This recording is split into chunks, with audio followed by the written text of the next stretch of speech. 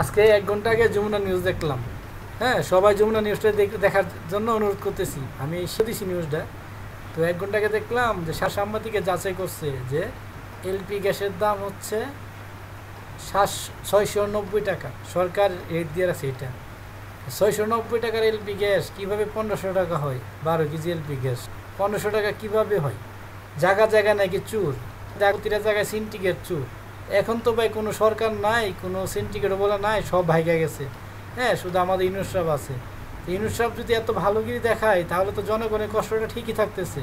এর চুরগুলোর বিচার কে করবে? কেন মানুষ ৭০০ টাকার এলপি গ্যাস ১৫০০ টাকা দিয়ে কিনবে?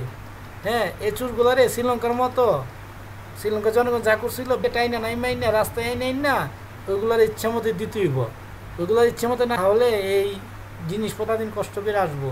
সারাদিনে মুনি দিয়া ৪০০ টাকা আনি, ৪০০ টাকা নিয়ে জিনিস কিনা তারপরে দিয়ে দিবে। এলপিজি কিন্তু ১৫০০ টাকা দিয়া তাদের জায়গা জায়গায় দুর্নীতি, বিদ্যুতের দুর্নীতি, এলপি গ্যাস কিন্তু করে দুর্নীতি, চালের বাজারের দাম সব কিছু যদি এভাবে চুরি করে আমি আয় করবো কীভাবে?